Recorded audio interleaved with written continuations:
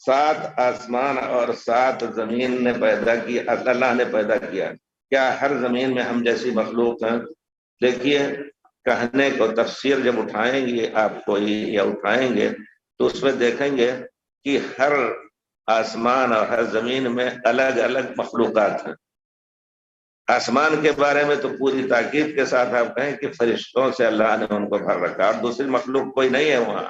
لیکن زمین میں ہر زمین پہ اس پر انسان ہے، اس پر کون ہے، کہاں ہے، یہ ایک منمانی بات ہو جاتی ہے۔ اس پر عقیدہ رکھنا کہ نہیں، ہر زمین اور ہر زمین میں ہر قسم کی یا ہر طبقے زمین پہ ہر قسم کی مخلوق ہے، یہ صحیح نہیں ہے۔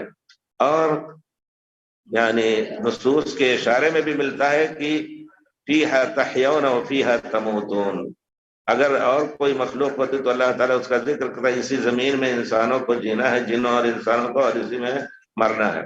دوسری بات ہے زمین طبقہ ہے، یہ نہیں کہ ایک زمین آسمان کے بارے میں تو ہمیں یقین ہے، اس پر ایمان رکھنا ہے کہ ایک آسمان اور دوسرے آسمان میں 500 سال چلنے کا فاصلہ ہے۔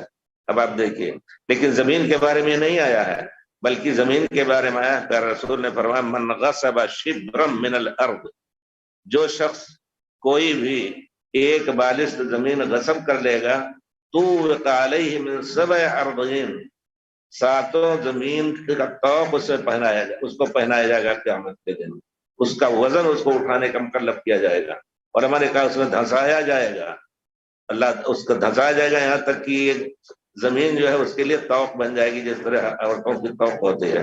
تو اس سے معلوم ہوتا ہے ایک زمین دوسری زمین سے ملی ہوئی ہے۔ جی، تو یہ اور اس قسم کی باتوں میں جس پر دلیل نہ ہو زیادہ دلچسپی لینا غلط ہے، اور لوگوں کے سامنے بیان کرنا بھی غلط ہے۔